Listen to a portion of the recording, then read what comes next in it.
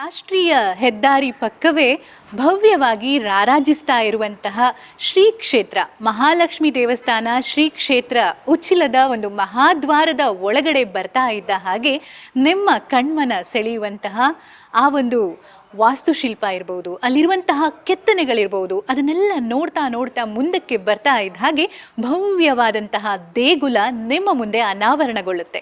ಇಂತಹ ಭವ್ಯವಾದಂತಹ ದೇಗುಲ ಆಗೋದಕ್ಕೂ ಮುನ್ನ ಈ ರೀತಿ ಆಗುತ್ತೆ ಅನ್ನುವಂತಹ ಯೋಚನೆ ಇರಲಿಲ್ಲ. ಅದೆಲ್ಲವೂ ಶ್ರೀ ಮಹಾಲಕ್ಷ್ಮಿಯ ಮಹಿಮೆ ಎನ್ನುತ್ತಾರೆ ಇಲ್ಲಿಯ ಭಕ್ತಾದಿಗಳು. ನಾನಿವತ್ತು ನಮ್ಮ ಅವಿಭಜಿತ ದಕ್ಷಿಣ ಕನ್ನಡ ಜಿಲ್ಲೆಯ, ಈಗಿನ ಉಡುಪಿ ಜಿಲ್ಲೆಯ, ಕರಾವಳಿ ಕರ್ನಾಟಕದ ತುಳುನಾಡಿನ ಉಚ್ಚಿಲದಲ್ಲಿರುವ ಮಹಾಲಕ್ಷ್ಮಿ ದೇವಸ್ಥಾನದ ದರ್ಶನವನ್ನು ಮಾಡಿಸ್ತೀನಿ. ರಾಷ್ಟ್ರೀಯ ಹೆದ್ದಾರಿ 66ರ ಪಕ್ಕದಲ್ಲೇ ಭವ್ಯವಾದ ದೇವಸ್ಥಾನ. ಒಳಗಡೆ ಕಣ್ಣು ಹಾಯಿಸಿದಷ್ಟು ದೂರ ಅಪರೂಪದ ವಾಸ್ತುಶಿಲ್ಪದೊಂದಿಗೆ ನಿರ್ಮಾಣವಾಗಿರುವ ದೇಗುಲ, ಸ್ವರ್ಣ ಶಿಖರದೊಂದಿಗೆ ರಾರಾಜಿಸುತ್ತಿರುವ ಸಂಪೂರ್ಣ ಶಿಲಾಮಯವಾದ ಗರ್ಭಗುಡಿ, ತಾಮ್ರದ ಹೊದಿಕೆ, ಬೇರೆಲ್ಲೂ ಕಾಣಲು ಸಿಗದೇ ಇರುವ ವಿಶೇಷವಾದ ಮರದ ಕೆತ್ತನೆಗಳು, ಇನ್ನು ಬಲು ಅಪರೂಪದ ಎತ್ತರದ ತೀರ್ಥ ಮಂಟಪ, ಮಲಗಿರುವ ಆನೆಯ ರೀತಿಯಲ್ಲಿ ಕಾಣಿಸುವ ಪ್ರಸನ್ನ ಗಣಪತಿಯ ಗುಡಿ, ಪುಷ್ಕರಣಿ, ಹಾಗೆ ಸತಿಯ ಸಾಹುಕಾರರ ಪ್ರತಿಮೆ. ಇವೆಲ್ಲದರ ನಡುವೆ ಸರ್ವಾಲಂಕಾರ ಭೂಷಿತೆಯಾಗಿ ಸಕಲ ಭಕ್ತರ ಇಷ್ಟಾರ್ಥಗಳನ್ನು ನೆರವೇರಿಸುವ ತಾಯಿ ಮಹಾಲಕ್ಷ್ಮಿ. ಶ್ರೀ ಮಹಾಲಕ್ಷ್ಮಿ ದೇವಸ್ಥಾನವು ಭವ್ಯ, ದಿವ್ಯ ಮತ್ತು ವರ್ಣನಾತೀತ ಶಕ್ತಿ ಕೇಂದ್ರವಾಗಿ ಮಿನುಗುತ್ತಿದೆ.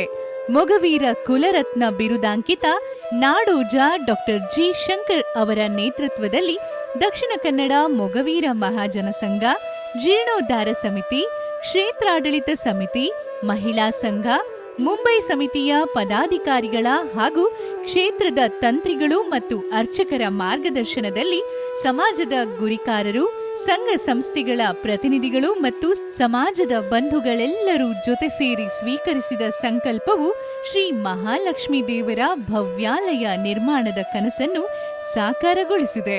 ಶ್ರೀ ಮಹಾಲಕ್ಷ್ಮಿ ದೇವಸ್ಥಾನ ಶ್ರೀ ಕ್ಷೇತ್ರ ಉಚ್ಚಿಲ, ಇಲ್ಲಿ ಪ್ರಧಾನವಾಗಿ ಮಹಾಲಕ್ಷ್ಮಿ ದೇವರು, ಹಾಗೆ ನಮ್ಮ ಭದ್ರಕಾಳಿ ದೇವರು, ವಿಘ್ನ ವಿನಾಶ ಮಾಡುವಂಥ ವಿಘ್ನ ವಿನಾಶಕ ಪ್ರಸನ್ನ ಗಣಪತಿ ದೇವರು. ಈ ಪ್ರಸನ್ನ ಗಣಪತಿ ದೇವಸ್ಥಾನವನ್ನು ಮಾಡುವಾಗಲೇ ವಿಶಿಷ್ಟವಾಗಿ ಮಾಡಬೇಕಂತೇಳಿ ನಮ್ಮೆಲ್ಲರ ಬಯಕೆ. ಈ ವಿಶಿಷ್ಟತೆಗೆ ಇದು ಮನಗಂಡು ಏನು ನಮ್ಮ ವಾಸ್ತುಶಿಲ್ಪಿಯವರು ಇರ್ಬೋದು, ಕೆತ್ತನೆಯ ನಮ್ಮ ಶಿಲ್ಪಿಯವರು ಇರ್ಬೋದು, ಎಲ್ಲ ಸೇರಿ ಇದನ್ನು ಗಜಪುಷ್ಟಿ ಆಕಾರದಲ್ಲಿ ಮಾಡಿದ್ದಾರೆ. ಇದು ವಿಶೇಷತೆ ಅಂದರೆ ಇದರ ಎದುರೇ ಬದಿ ಇರ್ಬೋದು, ಇದು ದೇವರ ಕಂಡ್ರೆ ಹಿಂದ್ಗಡೆ ನಮ್ಮ ಏನು ಆನೆ ಇರ್ಬೋದು, ಅದು ಕುಳಿತಾಗ ಹೇಗೆ ಕಾಣ್ತದೆ ಅದೇ ಒಂದು ಸೃಷ್ಟಿಯನ್ನು ಮಾಡಿದ್ದಾರೆ. ಖಂಡಿತ ಇದು ಒಂದು ಇಲ್ಲಿ ದೊಡ್ಡ ವಿಶೇಷತೆ ಎಂದು ಹೇಳ್ಬೋದು ನಾವು.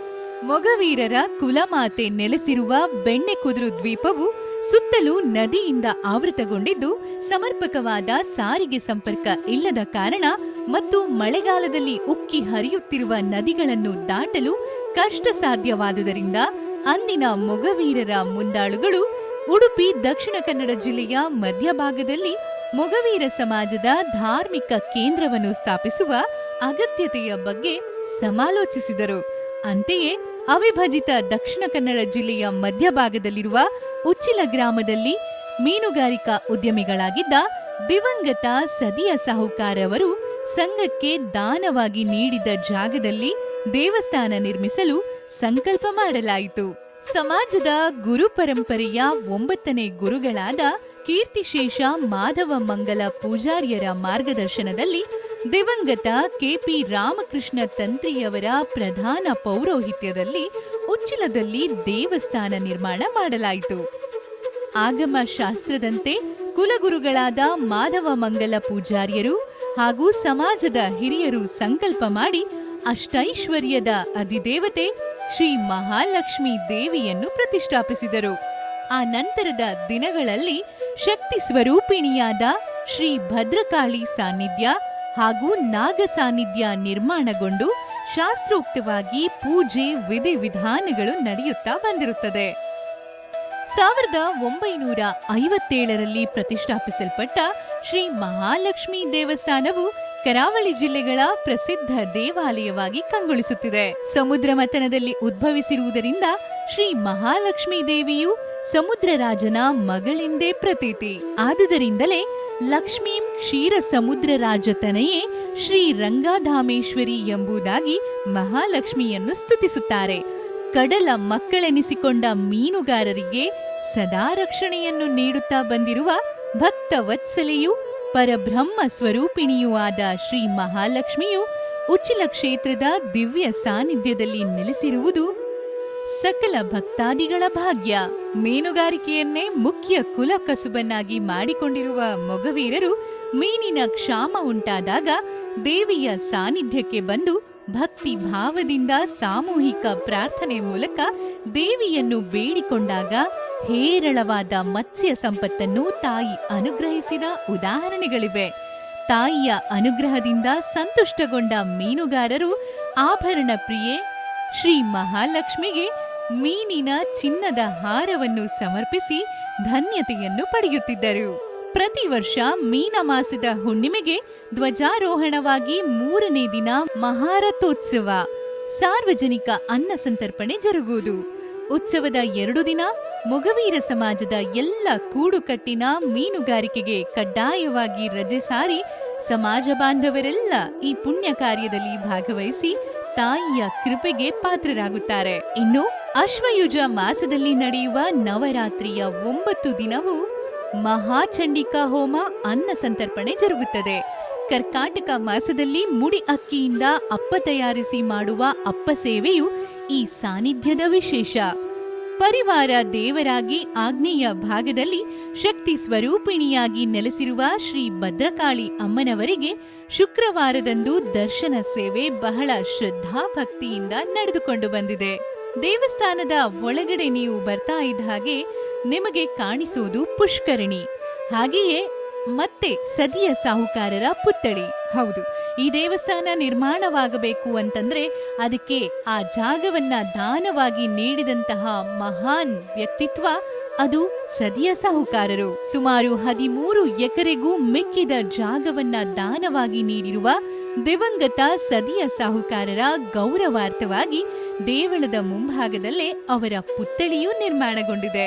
ಇನ್ನು ಈಗಾಗಲೇ ಇಲ್ಲಿ ದಸರಾಗೆ ಕ್ಷಣಗಣನೆ ಶುರುವಾಗಿದೆ. ಇನ್ನು ಉಚ್ಚಿಲ ದಸರಾ ಮಹೋತ್ಸವ ತನ್ನ ವಿಜೃಂಭಣೆಗೆ ಹೆಸರುವಾಸಿಯಾದದ್ದು. ಪ್ರಥಮ ಬಾರಿಗೆ 2022ರಲ್ಲಿ ಉಚ್ಚಿಲ ದಸರಾವನ್ನು ಆಯೋಜನೆ ಮಾಡಿದ್ದರು. ಮೈಸೂರು, ಮಂಗಳೂರು, ಮಡಿಕೇರಿ ದಸರಾದಂತೆ ಉಚ್ಚಿಲ ದಸರಾ ಕೂಡ ಕರಾವಳಿಯ ಜನರ ಮೆಚ್ಚುಗೆಗೆ ಪಾತ್ರವಾಗಿತ್ತು. ದೇಶ ವಿದೇಶಗಳ ಲಕ್ಷಾಂತರ ಮಂದಿ ಉಚ್ಚಿಲ ದಸರಾದಲ್ಲಿ ಪಾಲ್ಗೊಂಡು ನವದುರ್ಗೆಯರ ಸಹಿತ ಶಾರದಾ ಮಾತೆಯ ದರ್ಶನ ಪಡೆದು ಅನುಗ್ರಹಕ್ಕೆ ಪಾತ್ರರಾಗಿದ್ದರು. ದಸರಾ ಉತ್ಸವದ ಪ್ರಯುಕ್ತ ನಡೆದ ಸಾಂಸ್ಕೃತಿಕ ಕಾರ್ಯಕ್ರಮಗಳು ಕಣ್ಮನ ಸೂರೆಗೊಳ್ಳುವಂತೆ ಇದ್ದು, ವೈಭವದ ಶೋಭಾಯಾತ್ರೆಯು ಕರಾವಳಿಯಲ್ಲೇ ಹೊಸ ದಾಖಲೆಯನ್ನು ಬರೆದಿದೆ. ರಸ್ತೆಯಲ್ಲಿ ಸಾಗುತ್ತಿರುವ ನಿಮ್ಮ ಕಣ್ಮನವನ್ನ ಸೆಳೆಯುವಂತಹ ವಿದ್ಯುತ್ ದೀಪಾಲಂಕಾರದ ವೈಭವ ದೇವಸ್ಥಾನದ ಒಳಗಡೆಗೆ ನಮ್ಮನ್ನು ಕೈಬೀಸಿ ಕರೆಯುವಂತಿರುತ್ತದೆ. ಈ ಬಾರಿ ಮತ್ತೆ ದಸರಾ ಸಂಭ್ರಮಾಚರಣೆಗೆ ಸಿದ್ಧವಾಗಿರುವ ಶ್ರೀ ಕ್ಷೇತ್ರ ಉಚ್ಚಿಲ ಮಹಾಲಕ್ಷ್ಮಿ ದೇವಸ್ಥಾನದಲ್ಲಿ ಅಕ್ಟೋಬರ್ ತಿಂಗಳ 3ನೇ ತಾರೀಕಿನಂದು ಆರಂಭಗೊಂಡು 12ನೇ ತಾರೀಕಿನವರೆಗೆ ವೈಭವದ ದಸರಾ ನಡೆಯಲಿದೆ.